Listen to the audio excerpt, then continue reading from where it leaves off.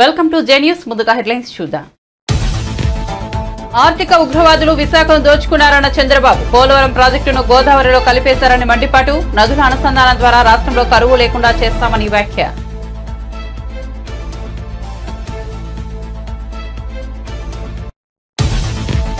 Secretariat 2వ బ్లాక్లోని ఛాంబర్లో బాధ్యతలో పయ్యావుల స్వీకరణ.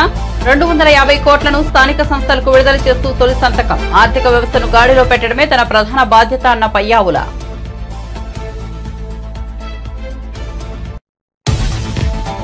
కాకినాడలో 43,249 మెట్రిక్ టన్నుల రేషన్ బియ్యం సీజ్ చేసినట్లు నాదెండ్ల మనోహర్ వెల్లడి. అక్రమ తరలింపులో 5 ఐపీఎస్ల పాత్ర ఉందని వ్యాఖ్య. పేదలకు అందాల్సిన బియ్యాన్ని పక్కదోవ పట్టించిన వారిపై చర్యలు తప్పవని హెచ్చరిక. వైజాగ్ పర్యటనకు వచ్చిన కేంద్ర ఉక్కు మంత్రి కుమారస్వామి. స్టీల్ ప్లాంట్లోని విభాగాలను పరిశీలించిన కేంద్ర మంత్రి. ప్లాంట్లో 100% సామర్థ్యంతో ఉత్పత్తి జరుగుతుందని భరోసా.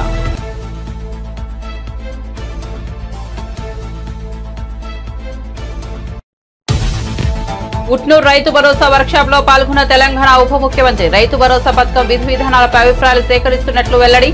అన్నదాతల అభిప్రాయాల మేరకే ప్రభుత్వ నిర్ణయం తీసుకుంటుందన్న బట్టి విక్రమార్క. తిరుమల శ్రీవారిని దర్శించుకున్న బండి సంజయ్. తిరుమలను అపవిత్రం చేశారంటూ గత ప్రభుత్వంపై విమర్శలు. వీరప్పన్ వాసుల చేతిలో టీటీడీ పాలన సాగిందని మండిపాటు.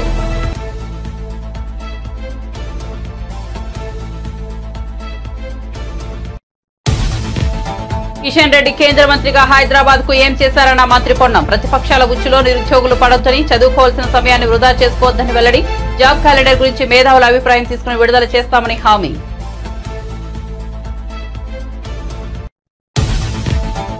ఏపీలో సుదీర్ఘ తీర ప్రాంతం అభివృద్ధికి ఎన్నో అవకాశాలున్నాయన్న చంద్రబాబు. రాష్ట్రంలో నైపుణ్య గణనపై దృష్టి సారించినట్లు వెల్లడి.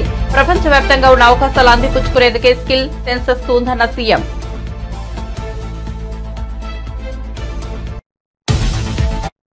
ఇక వార్త వివరాల్లోకి వెళ్తే ఉత్తరాంధ్ర జిల్లాల పర్యటనలో భాగంగా అనకాపల్లి జిల్లా దాలపూడిలో పోలవరం ఎడమ కాలువను ఆయన పరిశీలించారు. ఈ సందర్భంగా అక్కడి ప్రజలను ఉద్దేశించి మాట్లాడుతూ అనకాపల్లి జిల్లాలోని 3 చక్కెర కర్మాగారాలు పడకేసే పరిస్థితికి తెచ్చారు. రైతులకు న్యాయం చేయడం ఎన్డీఏ కూటమి కర్తవ్యమన్నారు. ఇచ్చిన హామీ ప్రకారం పెన్షన్లు పెంచాం, ఇంటి దగ్గర పెన్షన్లు ఇచ్చాం, మెగా డిఎస్సీ నోటిఫికేషన్ ఇచ్చాం, ల్యాండ్ టైటిల్ యాక్ట్ రద్దు చేశామన్నారు. అన్నా క్యాంటీన్లు వచ్చే నెలలోనే మొదలవుతాయని తెలిపారు. పేదలకు ఇన్ని ఇస్తుంటే సహించలేని వాడు ఈ భూతాన్ని శాశ్వతంగా వదిలించుకునే భూత వైద్యులు ఈ ప్రజలే అని వెల్లడించారు. పరిష్కారం చేసే పరిస్థితి వస్తుంది. మీరు ఒక్కసారి చూస్తే నేను ఆ రోజు పనులు తీసిన 5 ఏళ్ల గురించి ఎక్కడుందో అక్కడే ఉన్నాయి, వేసిన దొంగలు అక్కడే ఉంది. ఏం తమ్ముళ్ళు ఒక్క ఇటుకేమైనా పని చేశారా అని మిమ్మల్ని అడుగుతున్నా. ఏమన్నా ఎక్కడైనా ఒక తట్ట మట్టి వేశారా అని నేను అడుగుతున్నా. వీళ్ళు చేసింది గోతులు దిగారు, గుంతలు తీశారు. బాగు చేయలేదు కానీ గుంతలు తీసే పరిస్థితికి వచ్చారు. ఈ రోజు మీరందరూ ఆలోచిస్తే Uttarandhra Sujala Sravanthi left main canal 214 కిలోమీటర్లు రావాలి. ఇప్పుడే దీనిపైన మీరు ఒకసారి చూస్తే పోలవరం నేను 72% ఆ రోజు పూర్తి చేస్తే ఈ దుర్మార్గులు వచ్చి 72% పూర్తి చేసిన డయాఫ్రామ్ వాల్ పూర్తయితే దాన్ని గోదావరిలో కలిపేశారు. కాల్ఫర్ డ్యాములు డ్యామేజ్ అయినాయి. 2021 జూన్కు నీళ్లు రావాల్సిన పోలవరం ఇప్పుడు ఎప్పుడు వస్తుందో చెప్పలేని పరిస్థితి తీసుకొచ్చారు. ఏదేమైనా పోలవరం ఈ రాష్ట్రానికి ఒక వరం. ఉత్తరాంధ్ర సుజల స్రవంతి పూర్తి చేసుకుని పోలవరం ద్వారా గోదావరి నీళ్లు మనం తెచ్చుకోగలిగితే ప్రతి ఎకరాకు నీళ్లు ఇచ్చే అవకాశం వస్తుంది. వచ్చినప్పుడు చూశాను.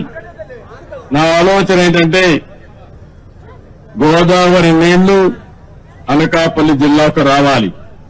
గోదావరి నీళ్లు వస్తున్నాయి కానీ విశాఖపట్నం పూర్తిగా తాగేదానికి కానీ పొలాలకు కానీ నీళ్లు ఇచ్చే పరిస్థితి రావాలి.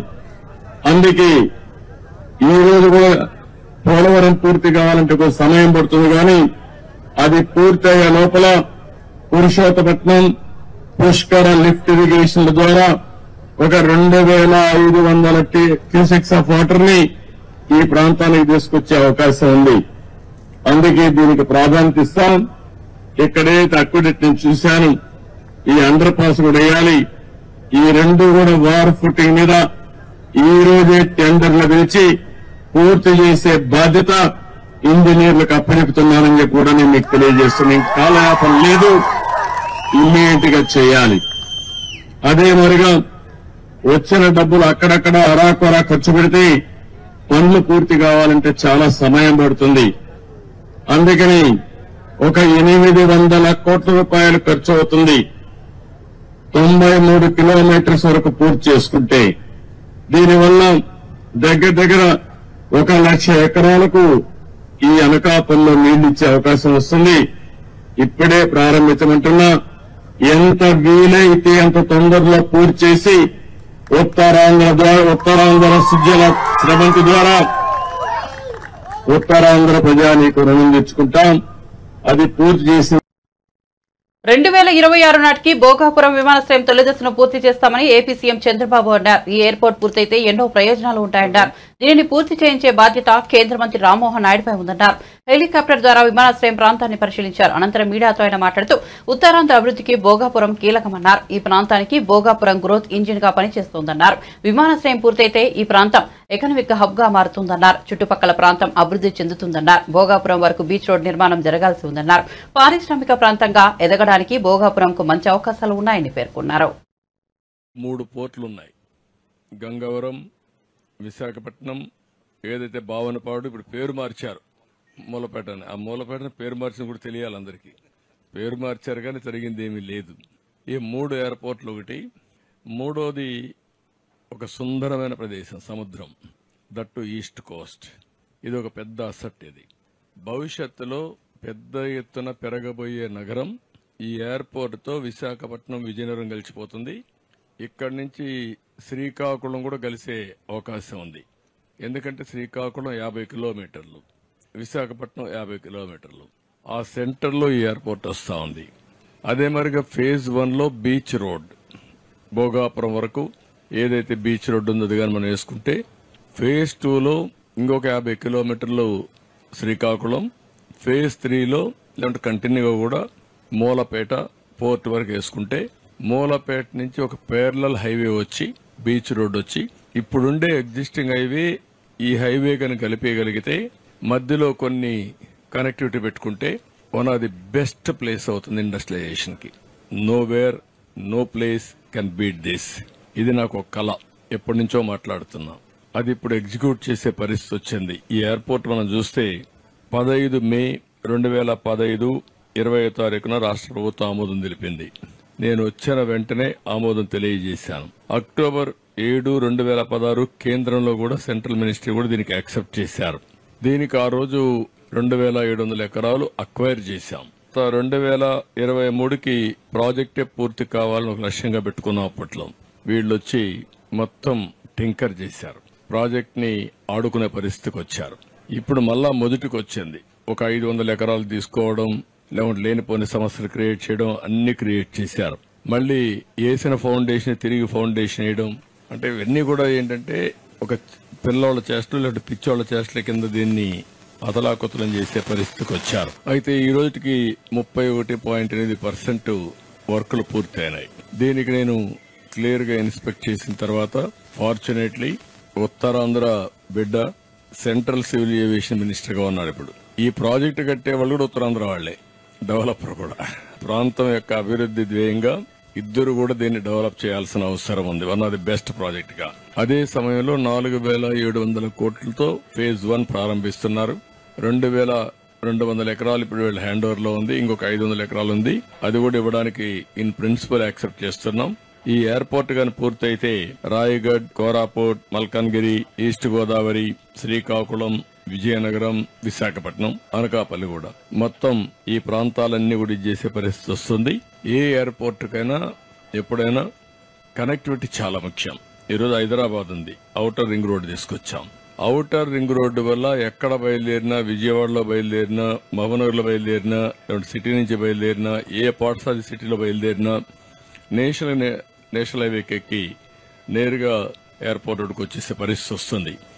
దీనికి కూడా ఆ విధంగా ఈ రోడ్స్ అన్ని పూర్తి చేయాలనుకుంటున్నాం. అన్ని పూర్తి చేస్తే ఈ ప్రాంతం ఒక ఎకనామిక్ హబ్గా తయారవుతుంది. ఇక్కడుండే ఉత్తరాంధ్ర యువత వేరే ప్రాంతానికి పోయే అవసరం లేదు.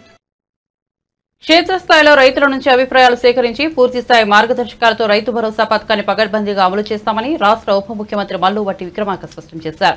గురువారం ఆదిలాబాద్ జిల్లా ఉట్నూర్ ఏజెన్సీ కేంద్రంలోని కేబీ కాంప్లెక్స్ సమావేశ మందిరంలో రైతు భరోసా విధి విధానాల ఖరారుపై ఉమ్మడి ఆదిలాబాద్ జిల్లా రైతుల నుండి అభిప్రాయాలు, సలహాలను కేబినెట్ సబ్ కమిటీ సేకరించింది. కేబినెట్ సబ్ కమిటీ చైర్మన్ ఉప ముఖ్యమంత్రి బట్టి విక్రమార్కతో పాటు మంత్రులు తుమ్మల నాగేశ్వరరావు, పొంగులేటి శ్రీనివాసరెడ్డి, జిల్లా ఇన్ఛార్జ్ మంత్రి సీతక్క, శాసనసభ్యులు, ఎమ్మెల్సీలు తదితరులు ఈ కార్యక్రమంలో పాల్గొన్నారు.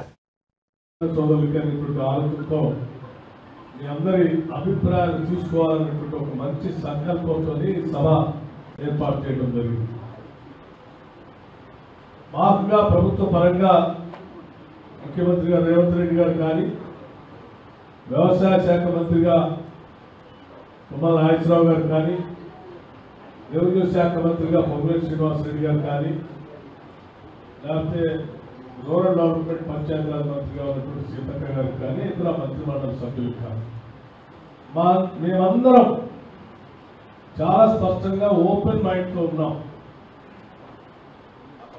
చాలా ఓపెన్ మైండ్తో ఉన్నాం. మాకుగా మేము ఎటువంటి నిర్ణయం చేయలేదు, చేయాలని కూడా ఆలోచన చేయట్లేదు. కారణం ఏంటంటే మేము రైతు భరోసా కార్యక్రమం కింద రైతుల కోసం ఖర్చు పెట్టే ప్రతి పైసా కూడా మీ దగ్గర నుంచి పన్నుల రూపేణా వచ్చేటువంటి ఆదాయమే. ఈ డబ్బు మీదే. మేము పంచేటువంటి ప్రతి పైసా మీరు కష్టపడి చెమటోడ్చి పండించిన పంటల ద్వారానో లేకపోతే చేసినటువంటి కూలి ద్వారానో మీరు ప్రత్యక్షంగానో పరోక్షంగానో కట్టిన పన్నుల ద్వారా వచ్చే ఆదాయంతోనే మేము ఈ రైతు భరోసా సంబంధించి రైతులకి ప్రోత్సహించడానికి అందులో నుంచి వచ్చిన ఆదాయంతోనే పంచే కార్యక్రమం చేస్తూ ఉన్నాం. ఈ పంచే కార్యక్రమం కూడా న్యాయబద్ధంగా, ధర్మంగా ప్రజలు కట్టినటువంటి పన్నులకి న్యాయం చేసినట్టుగా, దాన్ని నేను దోబరాగానో దుర్వినియోగం చేసినటువంటి వ్యక్తులుగా కాకుండా మీ అందరి అభిప్రాయాలు తీసుకుని, ఎందుకంటే డబ్బు మీదే కాబట్టి మీ అందరి అభిప్రాయాలు తీసుకుని మీరే సలహాలు, సూచనలు చెప్తే దానికి అనుగుణంగా ఆ ఆలోచనలన్నింటినీ, అన్ని జిల్లాల ఆలోచనలన్నింటినీ తీసుకొని క్రోడీకరించి అంతిమంగా చట్టసభలో, శాసనసభలో పెట్టి రాష్ట్ర వ్యాప్తంగా రైతులు, ప్రజలందరి ఆలోచనలు ఈ రకంగా వచ్చాయి. దీనిపైన మనం లోతుగా చర్చించి అంతిమంగా శాసనసభ మీ ఆలోచనగా చర్చించి ఒక రోజంతా, ఆ తర్వాత దానికి సంబంధించి విధి విధానాలు తయారు చేసి మీ ఆలోచనల మేరకు ఆ పంపిణీ చేసే కార్యక్రమం చేయాలనేటువంటి ప్రజాప్రభుత్వంగా, ప్రజల ఆలోచనకు అనుగుణంగా ముందుకు పోవాలనేటువంటి ఆలోచనతోనే ఈ సభా కార్యక్రమాన్ని అన్ని జిల్లాల్లో ఏర్పాటు చేస్తూ ఉన్నాం. ఏపీ ఆర్థిక ప్రణాళిక శాసనసభ వ్యవహారాల మంత్రిగా పయ్యావుల కేశవ్ బాధ్యతలను స్వీకరించారు. సెక్రటేరియట్లోని 2వ బ్లాక్లో ఉన్న తన ఛాంబర్లోకి ప్రవేశించి వేద పండితుల ఆశీర్వచనాల మధ్య బాధ్యతలు చేపట్టారు. ఆర్థిక మంత్రిగా తన తొలి సంతకాన్ని 15వ ఆర్థిక సంఘం నిధుల ఫైల్పై చేశారు. 250 కోట్ల ఆర్థిక సంఘం నిధులను స్థానిక సంస్థలకు విడుదల చేశారు. ఈ కార్యక్రమంలో రాష్ట్ర ఆర్థిక శాఖ కార్యదర్శులు KVV Satyanarayana, Janaki, Vinay Chand, state tax chief commissioner Girijashankar, ఆర్థిక శాఖ special secretary K Adinarayana, treasuries director Mohan రావుతో పాటు పలువురు అధికారులు, ప్రజాప్రతినిధులు పాల్గొన్నారు.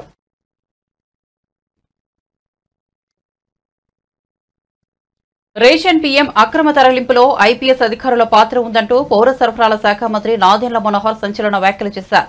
ఆయన మీడియాతో మాట్లాడుతూ కాకినాడలో 43,249 మెట్రిక్ టన్నుల రేషన్ బియ్యాన్ని సీజ్ చేసినట్లు చెప్పారు.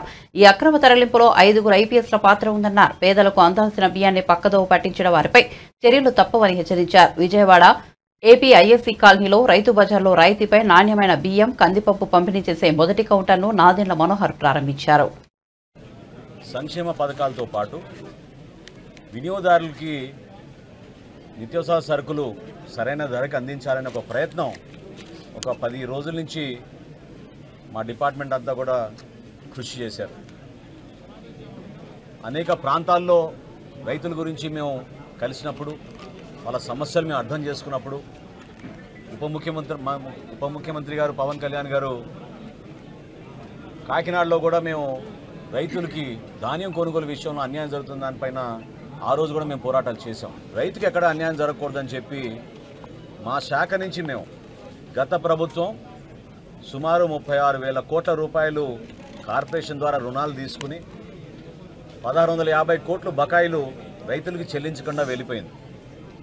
అయినా కానీ ఇంత క్లిష్ట పరిస్థితుల్లో, ఆర్థిక ఇబ్బందుల్లో గౌరవ ముఖ్యమంత్రి గారి చొరవతోటి, ఉప ముఖ్యమంత్రి గారు చూపించిన చొరవతోటి 1,000 కోట్ల రూపాయలు తక్షణమే ఆర్థిక సాయం ఏదైతే రైతులు మేము చెల్లించాలో 1,600 కోట్ల నుంచి 1,000 కోట్ల రూపాయలు మేము ఆల్రెడీ చెల్లించాం.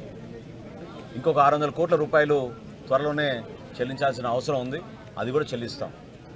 అందులో భాగంగా ఒక సమీక్షా సమావేశంలో ముఖ్యమంత్రి గారు ధరల గురించి ఒక స్థిరీకరణ తీసుకురావాలనే ఆలోచన వచ్చినప్పుడు అధికారులు మేము అందరం కూడా రాష్ట్ర వ్యాప్తంగా ఉన్న రైస్ మిల్లర్స్ని, హోల్సేలర్స్ని, రీటైలర్స్ని, సప్లయర్స్ అందరిని కూడా ఆహ్వానించి ప్రజలు ఎదుర్కొన్న సమస్యలపైన స్పందించాల్సిన బాధ్యత సమాజంలో మీకు ఉంటుంది. ఇదో కుటుంబ సమస్యగా మీరు కూడా భావించాలి. ఎందుకంటే ప్రతిరోజు ధరలు విపరీతంగా పెరిగిపోతున్నాయి.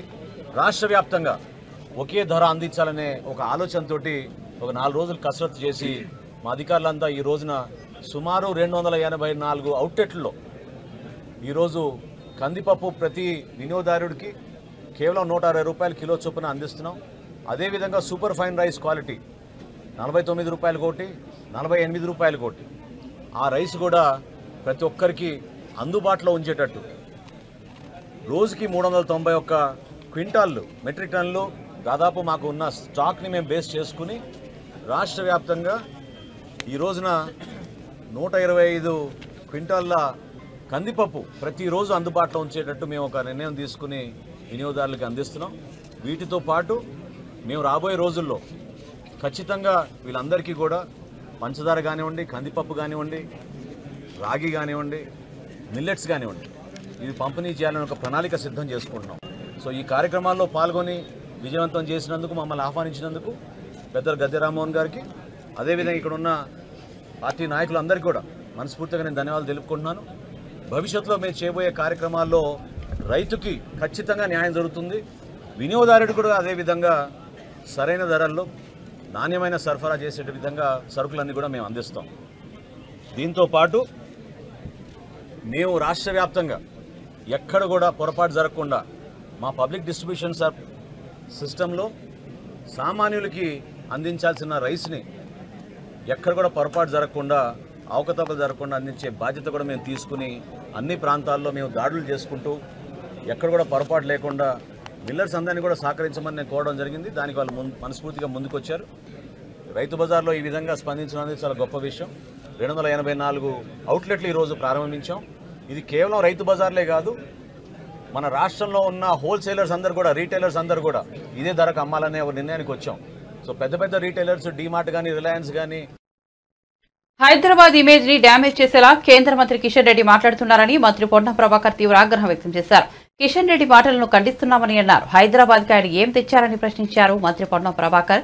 గాంధీభవన్లో మీడియాతో మాట్లాడుతూ హైదరాబాద్ నగరాన్ని బీజేపీ, బీఆర్ఎస్ ని నిర్లక్ష్యం చేశాయని ధ్వజమెత్తారు. తెలంగాణకు నిధులు ఇవ్వాలని కేంద్రాన్ని కోరామని గుర్తు చేశారు.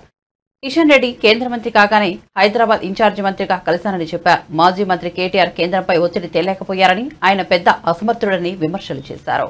సంవత్సరాలుగా హైదరాబాద్ నగరానికి ఏం నిధులు తీసుకొచ్చినామని అడుగుతా ఉన్నాం. ముందుగా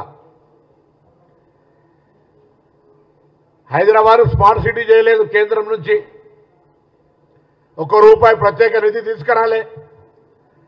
అమృత్ పథకం కింద ₹1 తీసుకురాలే. కేంద్రంలో నగరాల అభివృద్ధికి సంబంధించి 10 సంవత్సరాల బీజేపీ కాలంలో హైదరాబాద్ అభివృద్ధికి, జీహెచ్ఎంసీ అభివృద్ధికి భారతీయ జనతా పార్టీ చేసింది ఏమైనా ఉందా?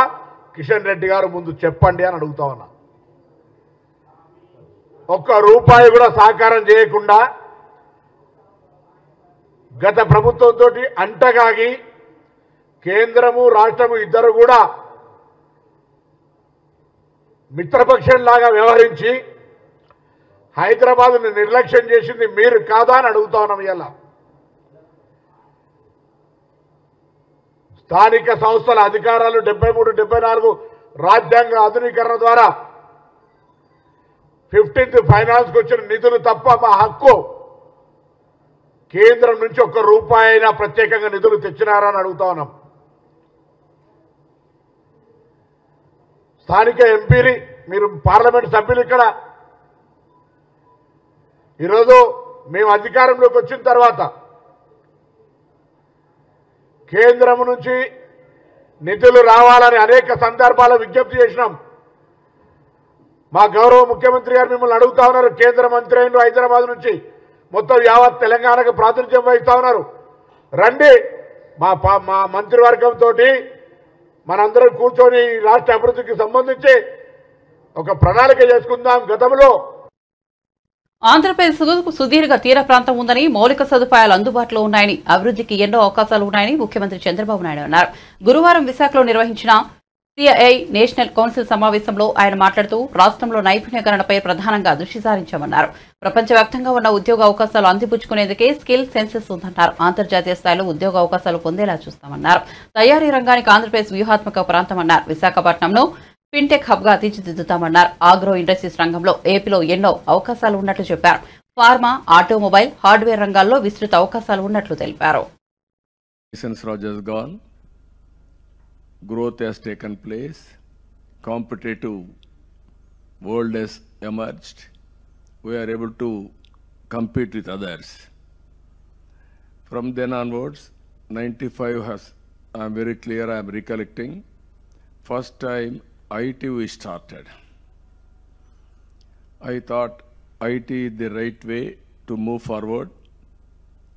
One is IT will bring transparency, accountability, speediness, and also future. Knowledge economy, IT is the backbone. That is how we promote it. Now, service sector we are doing extremely well. Even industry also had to work in that direction. I was one person continuously visiting Davos. 9 times I visited Davos. More than 7 times, 8 times I had a CII conference in Andhra Pradesh, that is combined Andhra Pradesh, and also after division, Navi Andhra Pradesh also we had 2-3 conferences.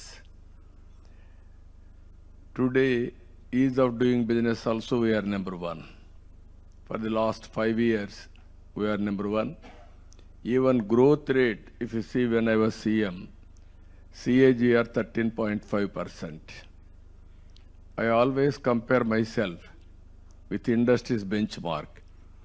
You are doing growth rate, you are having high ambitions, why can't we?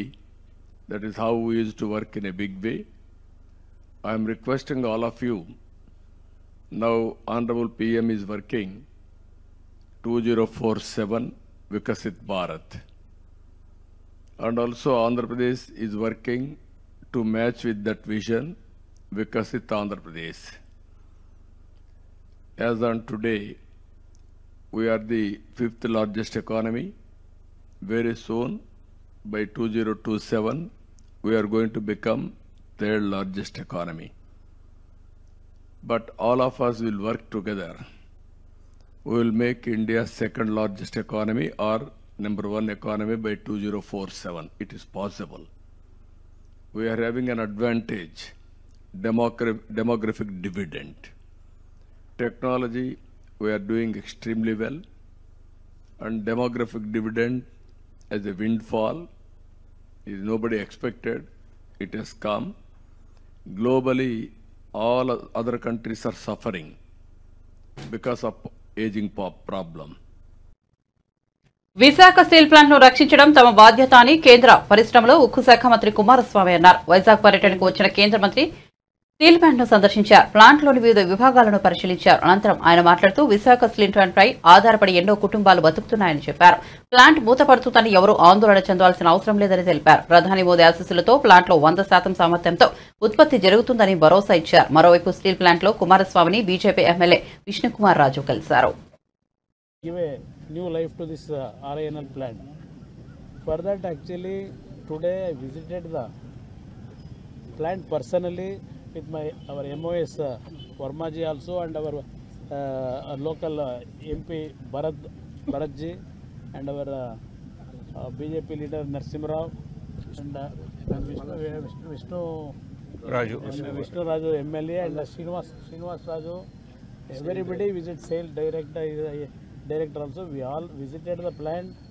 Even today also we have discussed several issues. They have given several advices. Yesterday while I am coming here, I had a meeting with our bankers also. Ultimately we are going to take some decision with the higher authority. Thank you. Sir, employees demanded immediately withdrawal of the privatization of the steel plant. Pardon? Employees demanded that immediately implemented withdrawal of the steel plant privatization. No, who told we are going to privatize? Why I came here? There is no question of privatization because before I announce, Prime Minister's permission is required. I have to convince him. What are all the issues pertaining to the RINL issue? We threadbare discussion we have. I am preparing a note to get the confidence of the Prime Minister and how to revive this RINL. For that we are working out. What is your final assurance for the employees, sir? Let us see. That's why I am telling you. There is a possibility of reviving. We can do it. For that actually we are working out. గత YCP ప్రభుత్వంపై కేంద్ర మంత్రి బండి సంజయ్ తీవ్ర వ్యాఖ్యలు చేశారు.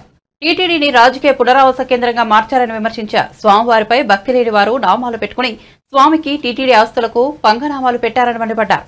ఇతర మతస్థులకు అధికారాన్ని అప్పగించి తిరుమల క్షేత్రాన్ని అపవిత్రం చేశారని దుయ్యబట్టారు. గత 5 ఏళ్లు వీరప్పన్ వారసుల చేతిలో టీటీడీ పాలన సాగిందని సంజయ్ అన్నారు. ఎర్రచందనం కొల్లగొట్టి వేల కోట్లను సంపాదించారని చెప్పారు. ఎర్రచందనం స్మగ్లర్ల పట్ల కఠినంగా వ్యవహరిస్తామని వారిని వదిలిపెట్టబోమని అన్నారు. వెంకటేశ్వర స్వామివారి దయా దీక్షతో కార్యకర్తల స్థాయి నుంచి కేంద్ర మంత్రి స్థాయికి ఎదిగారని చెప్పారు. బండి సంజయ్ తిరుమల శ్రీవారిని దర్శించుకున్నారు. దర్శనం అనంతరం మీడియాతో మాట్లాడుతూ ఆయన ఈ వ్యాఖ్యలు చేశారు. బండి సంజయ్తో పాటు పలువురు బీజేపీ నేతలు కూడా స్వామివారిని దర్శించుకున్నారు. కేంద్ర మంత్రి హోదాలో స్వామివారిని బండి సంజయ్ దర్శించుకోవడం ఇదే తొలిసారి. ఏ మతానికి వ్యతిరేకం కాదు, ఏ వ్యక్తులకు వ్యతిరేకం కాదు, ఏ మతానికి కించపరిచే వ్యక్తులం కాదు. కానీ హిందూ ధర్మానికి వ్యతిరేకంగా హిందువుల ఆరాధ్యాయ దైవంగా భావించినటువంటి ఈ పవిత్రమైన ప్రాంతాన్ని అపవిత్రం చేయడానికి, వారి ఆస్తిపాస్తులు పెంచుకోవడానికి, శ్రీవారి ఆస్తులను కొల్లదోయడానికి ఇతర మతస్థులకు అధికారం అప్పచెప్పడం వలన ఎలాంటి అనర్థాలు జరిగినో మనందరికీ తెలిసిందే. అందుకే 2 కొండలవాడ గోవింద గోవింద అనేటువంటి వ్యక్తులు వేరు. ఆ అరాచక నయవంచక పాలన పీడ విరగడైంది. వాళ్ళు 7 కొండలవాడ వెంకటరమణ గోవింద గోవింద అనేటువంటి సేవకులు ఎవరు వచ్చారు. వాళ్ళు ఏం చేసారు? వాళ్ళు ఇన్ని రోజులుగా స్వామివారికి సేవ చేయడం ముఖ్యం కాదు వాళ్ళకి. నేను నిన్న వచ్చిన సాయంత్రం నిన్నటి నుంచి వస్తుంటే ఇక్కడ సిబ్బంది కానీ అనేక మంది భక్తులు కానీ ఇక్కడ గత పాలకులు గత కమిటీ నిర్వాహకులు చేసినటువంటి నిర్వాహకం గురించి చెప్తా ఉన్నారు. వాళ్ళ స్వామివారి ఆస్తిని జాతీయ సంపదను కొల్లగొట్టే ప్రయత్నం చేశారు. వాళ్ళ ఎర్రచందనం వీళ్ళంతా వీరప్పన్ వారసులు. అంతా కూడా వీరప్పన్ వారసుల చేతిలో ఉన్నటి వరకు కూడా టీటీడీ ఉండే. స్వామివారి పవర్ ఎంతో తెలుసు, స్వామివారి శక్తి ఎంతో తెలుసు. సరే సంవత్సరాలు వాళ్ళు ఆడిందే ఆట పాడిందే పాట కావచ్చు. ఇవాళ ఏమైంది పరిస్థితి? స్వామివారి జోలు పోతే ఏమైంది పరిస్థితి?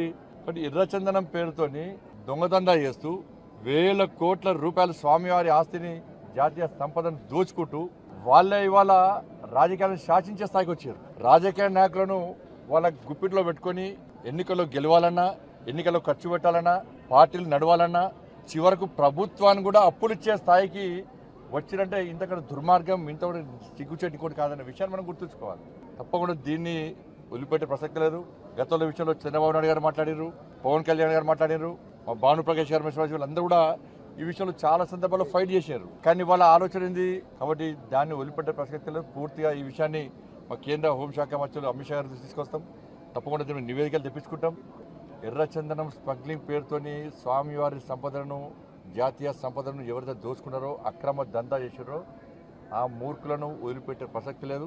మా మీద ఏ రాజకీయ ఒత్తిడి ఉండదు. రాజకీయ ఒత్తిడికి భయపడేటువంటి వ్యక్తులం కాదు మేము. బులెటిన్ ముగించే ముందు హెడ్లైన్స్ మరోసారి చూద్దాం.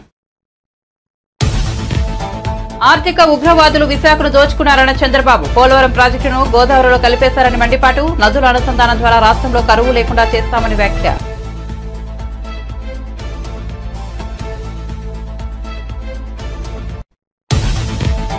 సెక్రటేరియట్ 2వ బ్లాక్లోని ఛాంబర్లో పయ్యావుల స్వీకరణ. 250 కోట్లను స్థానిక సంస్థలకు విడుదల చేస్తూ తొలి సంతకం. ఆర్థిక వ్యవస్థను గాడిలో పెట్టడమే తన ప్రచార బాధ్యత అన్న పయ్యావుల.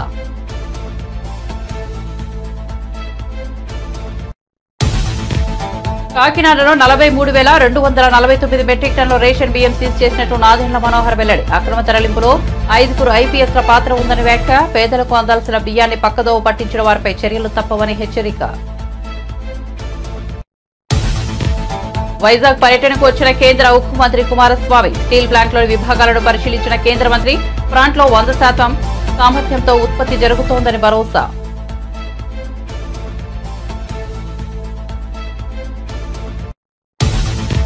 ఉట్నూరు రైతు భరోసా వర్క్షాప్ లో పాల్గొన్న తెలంగాణ ఉప ముఖ్యమంత్రి. రైతు భరోసా పథకం విధి విధానాలపై అభిప్రాయాలు సేకరిస్తున్నట్లు వెల్లడి. అన్నదాతల అభిప్రాయాల మేరకే ప్రభుత్వం నిర్ణయం తీసుకుంటుందన్న బట్టి విక్రమార్క.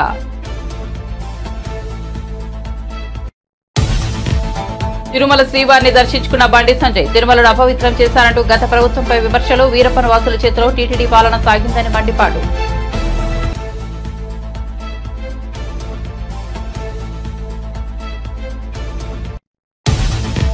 కిషన్ రెడ్డి కేంద్ర మంత్రిగా హైదరాబాద్ కు ఏం చేశారన్న మంత్రి పొన్నం. ప్రతిపక్షాల ఉచ్చులో నిరుద్యోగులు పడొద్దని, చదువుకోవాల్సిన సమయాన్ని వృధా చేసుకోవద్దని వెల్లడి.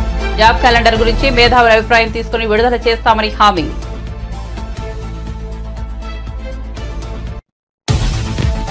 ఏపీలో సుదీర్ఘ తీర ప్రాంతం అభివృద్ధికి ఎన్నో అవకాశాలున్నాయన్న చంద్రబాబు. రాష్ట్రంలో నైపుణ్య గణనపై దృష్టి సారించినట్లు వెల్లడి. ప్రపంచవ్యాప్తంగా ఉన్న అవకాశాలు అందిపుచ్చుకునేందుకే స్కిల్ సెన్సెస్ ఉందన్న సీఎం.